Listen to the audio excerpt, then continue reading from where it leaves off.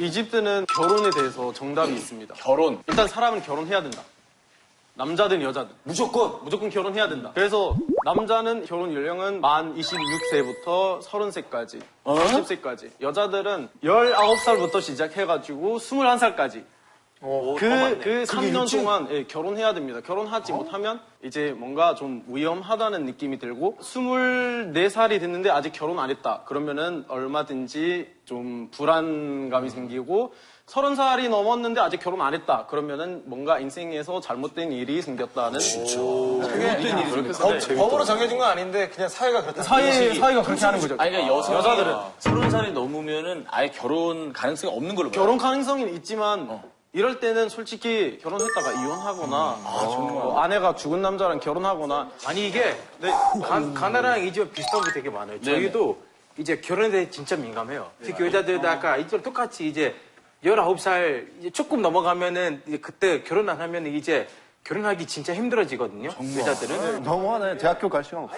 아니 대학교 갈 수 없는 게 아니라 대학교를 다니면서 결혼하는 거예요. 네, 폴란드에서 결혼을 되게 바르게 하는 나라예요. 평균적으로 우리는 한 25살 때쯤에 결혼을 해요. 그래서 대학생 생활을 하면서 그 중에 뭐 애 낳는 애들도 있고 결혼하는 커플도 많아요. 저는 원래 폴란드에서 결혼을 할 번 했어요. 여자친구가 있었는데 저는 그때 23살이었던 것 같아요. 여자친구가 2살도 어렸어요. 그때쯤 되면 결혼 얘기를 하는 게 자연스러운 거예요? 네, 부모님들끼리 이렇게 얘기 되게 많이 하셨어요. 다르다. 그래서 한국에서 연애를 하는 기간이 되게 짧잖아요. 그렇죠. 우리나라에서 고등학교 시작해가지고 거기에서 쭉 가면서 성인 돼서 그때 이 사람이 저랑 맞는지 안 맞는지 생각해보고 만약에 맞다고 하면은 결혼하는 거예요. 그래서 저 아는 친구가 7년 동안 사귀다가 고등학교에서 대학까지 사귀다가 결혼을 했어요. 그래서 그 사람을 맞는지 딱 알 수 있잖아요.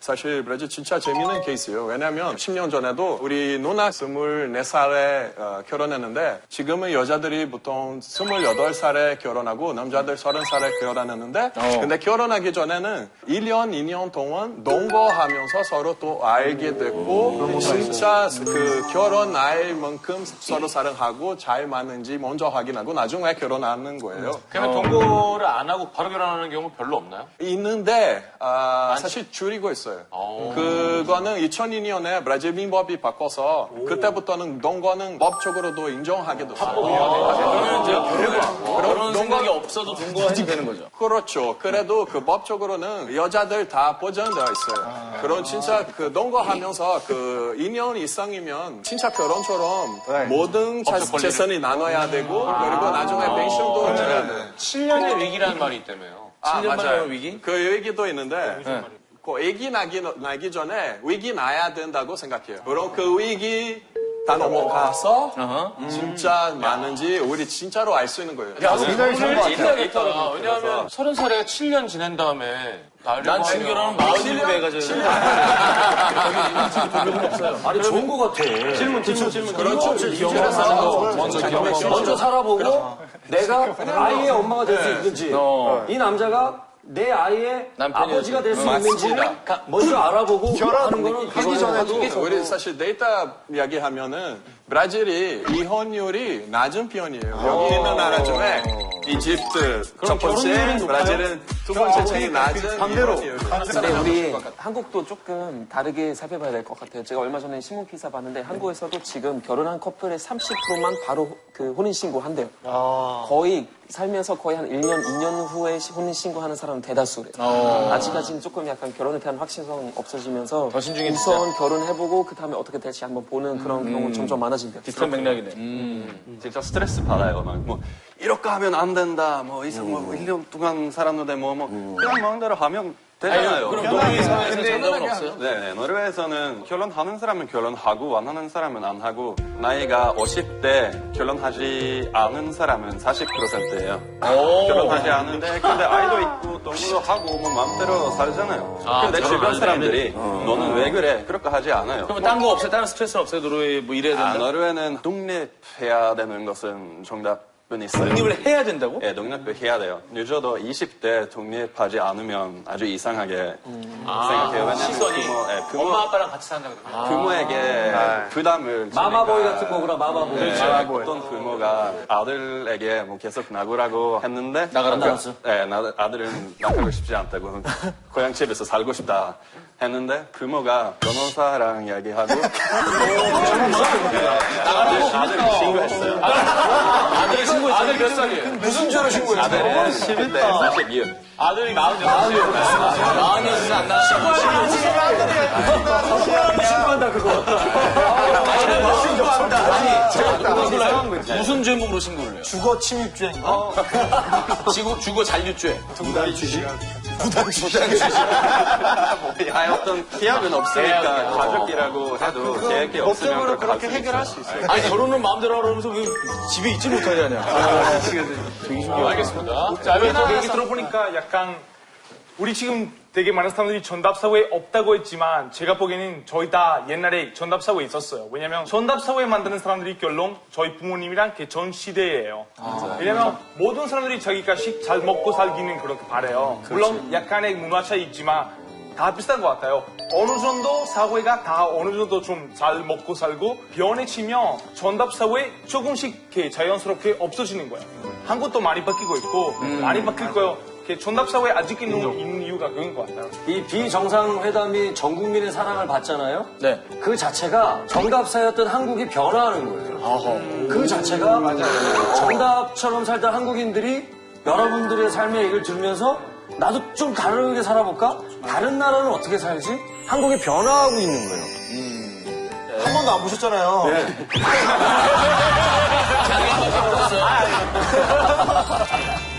알겠습니다. 요즘은 기쁨과 행복조차도 남을 의식해서 남들이 말하는 행복의 기준에 맞추는 경우가 많다고 합니다. 최근에 한 기사에서는 남들처럼 하지 않으면 난 행복하지 않다라고 생각하는 사람들이 일종의 기쁨 경쟁에 매달린다고 말하면서 행복마저도 정답사에 빠진 안타까운 세태를 꼬집기도 하고 있는데요. 대표적인 사례가 이제 보여주기식 SNS 활동인데요. 실제 조사 결과 3명 중 1명이 SNS의 기쁨과 행복을 과장해 본 적이 있다고 답했고요. 난 제일 이해가 안 가는 SNS가 너무너무 우울하고 난 너무너무 슬프대요. 그런데 목욕탕 사진 그 거울 앞에서 나 오늘 우울해.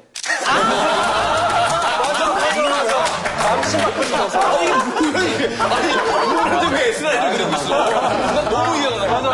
굉장히 본인의 몸매를 과시하고 싶은 그냥 사진이었고 컨텐츠는 따로 노는 거예요. 그래. 맞아. 최고는 거기 또 들어가서 보셨군요. 좋아요 눌렀어요.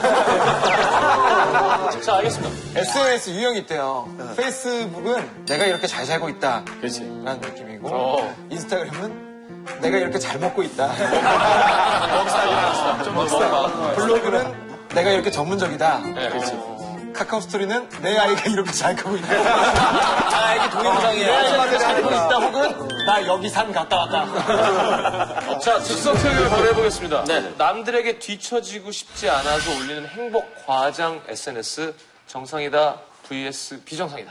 자, 정상이다. 괜찮다. 하나, 둘, 셋. 귀여운 세무, 쌤이 작은. 나머지는 다 비정상이다. 아니, 사람은 행복할 때 제일 잘생겨 보이잖아요. 제일 예뻐 보이고. 근데 그 SNS에 올리고 막 이렇게 하고 올리는 거 자체는 비정상이라고 저는 생각하지 않은데 올리고 막 사람들이 좋아하고 뭐 좋아요 눌리고 그래서 행복을 받잖아요. 그것도 괜찮아요. 괜찮은데 그거는 영원하지 않잖아요. 일단 그거는 사람들이 잊혀지는 거잖아요. 그러면 또 행복하지 않은데 자기가 행복한 것처럼 보이는 거잖아요. 행복의 평가를 남한테 받는다. 네. 본인이 행복하지 않다는 거야. 행복하진 않은데 그 SNS 들어가면 자기가 만드는 조그마한 세상에 들어갈 때마다 조금 1%라도 행복할 수도 있잖아요. 아니 저는 솔직히 저는 이제 형이 형 이제 인스타그램 펴려고 했는데 어제도 봤는데 막 부산에 가서 막 무슨 물에다가 막 빠지고 막 그런 거 봤는데 나 행복했단 말이야. SNS에서 저 중독이에요. 정말 제 인생의 행복한 부분만 딱 이렇게 그렇죠. 또 형 같은 경우에는 어차피 팔로우 수도 있고 만약에 제가 이 사진 올리면 좋아하게 누르는 사람 있기 때문에 이제 행복하는 거지만 아마 팔로우 없는 사람들이 이런 거 올리면 좋아하는 사람 없으면 이제 그렇죠. 하지 않는 거죠. 그럴 수 있어요. 피드백이 있으니까. 상관없는 사람, 내가 좋아하지 않은 사람인데도 예를 들어서 오빠한테 선물을 받았다. 이 선물을 올려서 나는 오늘 오빠한테 선물 받았지롱. 하고 밑에서 댓글을 보면 야 축하해 하는 친구가 있어. 그러면은 선물도 받고 축하도 받았어. 그럼 행복이 2배 된 거야. 아니 그거는 근데 이거는 그 반대 경우가 있는데요. 예를 들어서 나 오늘 너무 행복한 날 했는데 그 댓글에 어머 주름 봐. 너 왜 이렇게 주름이 늘었어? 한 사람이 뭐지?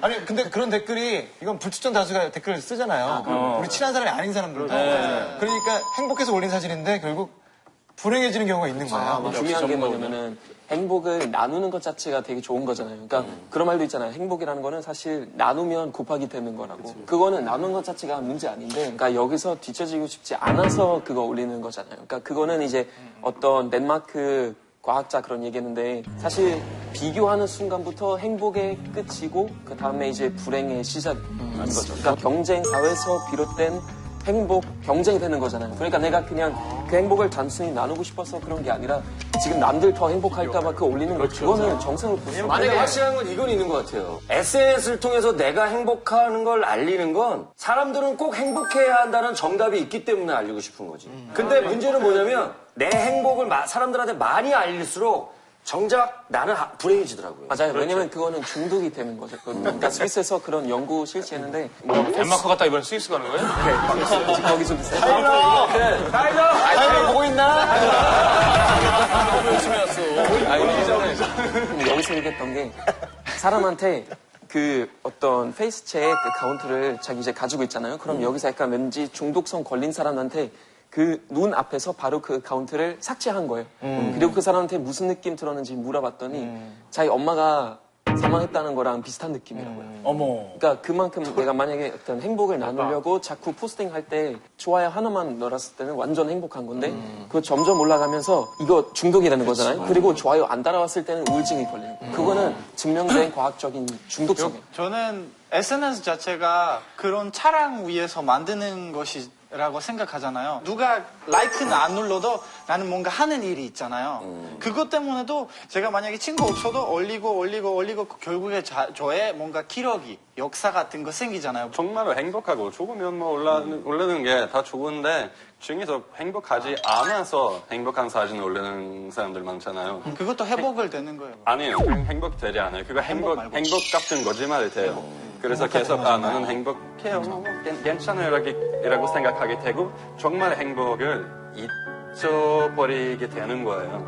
그래서 나는 행복하다는 거짓말을 하지 말고 행복하게 살 수 있도록 어떤 생활에 정말 시켜서 행복한 다음에 올리면 다 좋아요. 그것도 있잖아요. 사람들이 사람이랑 사람 관계를 뭔가 더 깊게 만들진 않고 그 대신에 계속 이 IT 쪽으로 계속 많이 하잖아요. 그럼 결국은 그거 중독이라고 할 수가 없고 그냥 나는 인정받고 싶다. 나는 친구 만들고 싶다. 그거 위해서 하는 사람들이 또 있을 거 아니에요. 잘만 활용하면 좋은데 거기 빠져들게 되면은 그게 장점도 많고 예. 단점도 많은 게. 자, 어쨌든 뭐 저도 SNS 중독자로서 행복만큼은 좀 경쟁을 안 했으면 좋겠다는 생각 좀 해봤습니다. 예. 자, 일단 그 외모에 대한 정답도 우리나라 좀 강합니다. 그래. 정말 부럽거든요. 성시경 씨는 이런 스트레스를 안 받겠지만 저는 늘 너 사실 170 안 되지 뭐 이런 얘기를 계속해요 저한테. 성시경 씨도 2m 17이면 너무 큰 거에 대한 그래서 최용만 씨보다 다시 진짜 작으니까. 뭐 160에서는 그런 생각할 수 있죠. 결국은 우리가 진다고 그랬잖아. 키이긴 하지만. 계속 제가 반응하면 40이라고.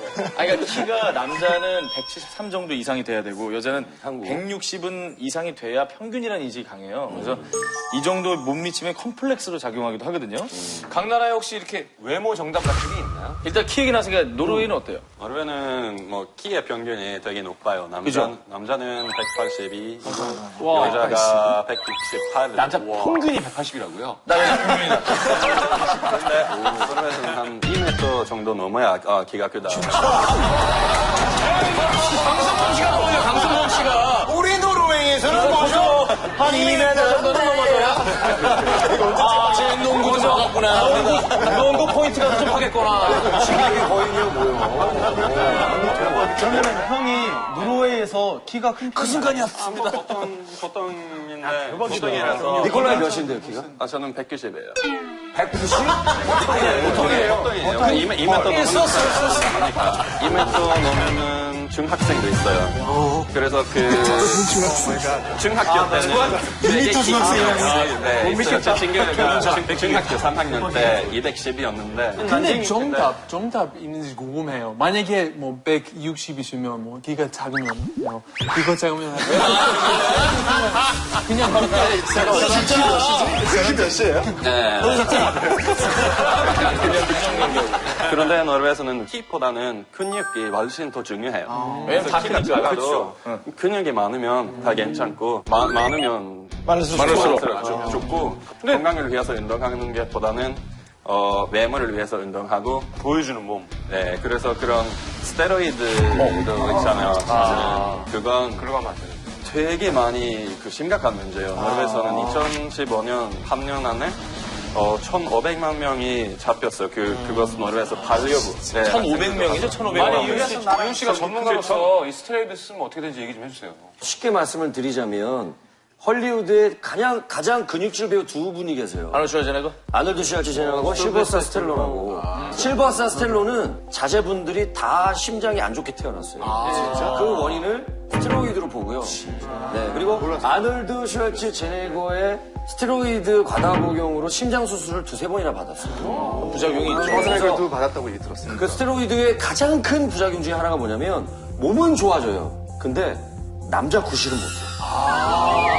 그 장애가 글로 와요. 그게 좀 심각합니다. 심장도 근육이잖아요, 사실은. 네. 그래서 스테로이드를 맞으면 근육이 다 커지는데 심장도 커져요. 그 심장이 너무 커져서 제대로 움직이지 못하고 심장이 부작용. 스를 세거나 뭐 그런. 그러니까 되게 노르웨이에서는 이 스테로이드 맞고 몸을 만드는 게 정답인 거죠. 잘못된 방법이죠. 잘못된 정답이에요. 스테로이드 하는 것은 정답은 아니. 목소리 제일 컸어. 알겠습니다. 다른 나라 볼까요?